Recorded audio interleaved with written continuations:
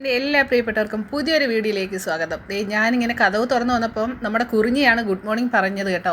അപ്പോൾ അവൾക്ക് പാല് വേണമെന്ന് തോന്നുന്നു. അങ്ങനെ ഞാൻ എന്ത് ചെയ്തു, നമ്മുടെ പൂക്കളൊക്കെ ഇങ്ങനെ മഞ്ഞൊക്കെ വീണിട്ട് നല്ല ഭംഗിക്ക് എന്നെ നോക്കി അവരിങ്ങനെ ചിരിച്ചുകൊണ്ടിരിക്കുന്നു. അപ്പം നമ്മുടെ അമ്പലത്തിലെ പൂവും മന്ദാരവും അതേപോലെ തെച്ചി തുളസി എല്ലാത്തിലും ഇങ്ങനെ മഞ്ഞിൻ്റേതായ ഒരു നനവൊക്കെ പിടിച്ചിട്ട് ഇങ്ങനെ നല്ല രസമുണ്ടായിരുന്നു കാണാനായിട്ട്. അപ്പോൾ പിന്നെ ഞാൻ കുറിഞ്ഞി പൂച്ചയ്ക്ക് കുറച്ച് പാല് കൊണ്ട് കൊടുത്തപ്പോഴത്തേക്കും കാണാൻ നമ്മുടെ ബലിക്കാക്ക താഴെ വന്നിട്ട് ഇങ്ങനെ കരയുന്നു. പിന്നെ ഇന്ന് കർക്കിടകം ഒന്നും കൂടെ അല്ലേ, അപ്പോൾ ഫസ്റ്റിലെ ബലിക്കാക്കയ്ക്കും നമ്മുടെ കുറിഞ്ഞിക്കും ഫുഡൊക്കെ കൊടുത്തു. അതിനുശേഷം ഞാൻ കുളിയൊക്കെ കഴിഞ്ഞു. പിന്നെ അതിനുശേഷം എന്താ വെച്ചാൽ അമ്പലത്തിലേക്ക് ഇന്ന് പോകാമെന്ന് വിചാരിച്ചു. അപ്പം നമ്മൾ കുറച്ച് പൂക്കളൊക്കെ ഇർത്തിങ്ങനെ എടുക്കാമെന്ന് വിചാരിച്ചിട്ട് ഞാൻ പുറത്ത് പോയി. അവിടെ നിറയെ റോസാപ്പൂക്കളുണ്ടായിരുന്നു. നല്ല പട്ടുറോസ ഉണ്ടായിരുന്നു, ആ പട്ടുറോസയുടെ വെള്ള കളറിലുള്ള റോസ ഉണ്ടായിരുന്നു, തുളസിച്ചെടി ഉണ്ടായിരുന്നു. അപ്പോൾ ഈ പൂക്കളെല്ലാം ഇങ്ങനെ ഇറുത്തെടുത്ത് നമ്മുടെ ഈ കൊട്ട ഞാൻ പണ്ടേ മേടിച്ച് വെച്ചിട്ടുണ്ടായിരുന്നു കേട്ടോ ഇവിടെ. അപ്പോൾ ഇതിൻ്റെ ഒരു ചൂരൽ പോലുള്ള കൊട്ട കിട്ടുകയാണെങ്കിൽ അത് വളരെ നല്ലതാണ്. അപ്പോൾ ഇത് പ്ലാസ്റ്റിക് കൊട്ടയാണ്. അപ്പോൾ അമ്പലത്തിലൊക്കെ പോകാൻ വേണ്ടി മാത്രം ഉപയോഗിക്കുന്ന ഒരു കൊട്ടയാണത്. അങ്ങനെ ആ പുറത്തുള്ള പൂക്കളെല്ലാം ഞാൻ ഇങ്ങനെ ഇറുത്ത് ശേഖരിച്ചപ്പോൾ ഇങ്ങനെ വെച്ചപ്പോൾ കാണാം അപ്പുറത്ത് നിന്ന് ചേട്ടത്തി ചോദിച്ചു, എന്താണ് ചെയ്യുന്നത് എന്താണ് എന്നൊക്കെ ഇങ്ങനെ ചോദിച്ചു. അപ്പോൾ ചേട്ടത്തി അവിടെ ഇച്ചിരി തൊട്ടപ്പുറത്തോട്ടുണ്ടായിരുന്നു, പക്ഷേ കണ്ടില്ല. അങ്ങനെ ഞാൻ പറഞ്ഞു ഇതേപോലെ അമ്പലത്തിലേക്ക് പോകാൻ പോവുകയാണ്, പൂവൊക്കെ ഇറുത്തെടുക്കാൻ വന്നതാണ്. പിന്നെ ഞാൻ ആ കൊട്ടയിൽ പൂവെല്ലാം ശേഖരിച്ചതിന് ശേഷം സ്പെഷ്യൽ ഒരു പൂവുണ്ടായിരുന്നു ആമ്പൽ, അത് ദേവിക്ക് കൊടുക്കാനായിട്ട് ഇങ്ങനെ ഇറുത്ത് മാറ്റി വെച്ചു.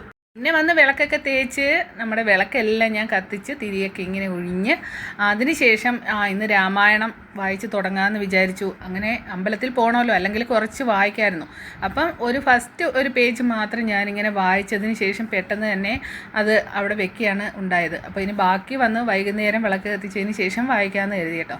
അങ്ങനെ രാമായണ മാസം എല്ലാ വർഷവും ഞാൻ ഈ രാമായണ പുസ്തകം വായിച്ച് തീർക്കാറുണ്ട്. ഭഗവാൻ ഇപ്രാവശ്യം അതിനെ അനുഗ്രഹിക്കും എന്ന് ഞാൻ വിശ്വസിക്കുന്നു. അപ്പോൾ രാമായണവും എല്ലാം വായിച്ചു. ഇനിയെന്ന് പറഞ്ഞാൽ പ്രധാനമായിട്ടും അമ്പലം അടയ്ക്കുന്നതിന് മുന്നേ തന്നെ 2 അമ്പലത്തിൽ പോകണമെന്ന് വിചാരിക്കുന്നു. അപ്പോൾ ആ അമ്പലം എല്ലാം അടയ്ക്കുന്നതിന് മുന്നേ തന്നെ അവിടെ എത്തണമെന്നാണ് അടുത്ത ഒരു ആഗ്രഹം. അപ്പോഴത്തേക്കും ദോശയും സാമ്പാറും ചായയൊക്കെ എനിക്ക് അച്ചും ഐശ്വര്യമൊക്കെ സെറ്റാക്കി തന്നു. അപ്പോൾ ഞാൻ അതെല്ലാം കഴിച്ചു കേട്ടോ. അപ്പോൾ നല്ല മയമുള്ള ദോശയൊക്കെ ആയിരുന്നു. നമ്മൾ ആദ്യം തന്നെ ശിവക്ഷേത്രത്തിലാണ് വന്നത്. അപ്പോൾ അവിടെ ഈ വീഡിയോയിൽ നിങ്ങൾക്ക് ചെറുതായിട്ടേ കാണാൻ കഴിയുന്നുള്ളൂ എന്ന് എനിക്കറിയാം. അവിടെ ഒരു വലിയ ശിവഭഗവാന്റെ ഒരു രൂപം ഇങ്ങനെയുണ്ട് കേട്ടോ, നല്ല രസമാണ്. അപ്പോൾ ശിവരാത്രി ആ സമയത്തൊക്കെ ഇത് ലൈറ്റൊക്കെ ഇട്ട് നല്ല രസമാണ് അത് കാണാനായിട്ട്. അപ്പം നമ്മുടെ അതിരിക്കുട്ടനാണ് അവിടെ ഇങ്ങനെ നിൽക്കുന്നത്. ആദ്യമേ ശിവക്ഷേത്രത്തിൽ പോയി അവിടെ തൊഴുതു. പിന്നെ അതിനുശേഷം ഞങ്ങൾ നരസിംഹസ്വാമി ക്ഷേത്രത്തിലേക്കാണ് പോയത്.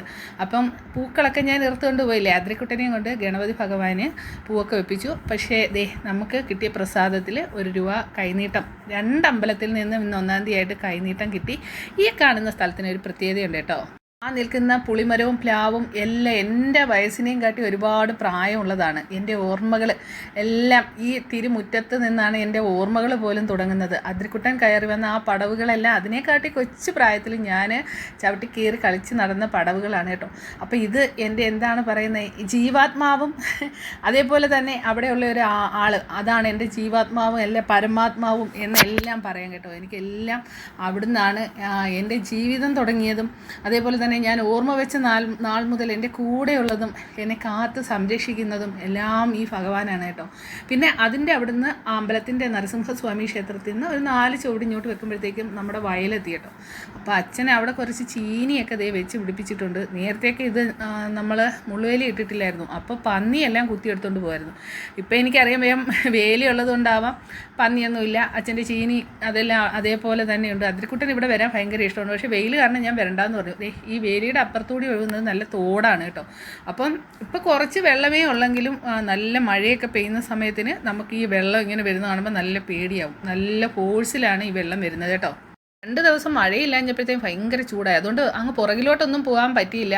അതിരിക്കുട്ടൻ്റെ കൂടെ ഞാൻ വരാൻ പറഞ്ഞപ്പോഴത്തേക്കും പെതുക്കെ കാറിൻ്റെ ഡോറൊക്കെ തുറന്ന് അതിരിക്കുട്ടൻ ഭയങ്കര ഹാപ്പി ആയിട്ട് കയറി വരികയാണ് കേട്ടോ.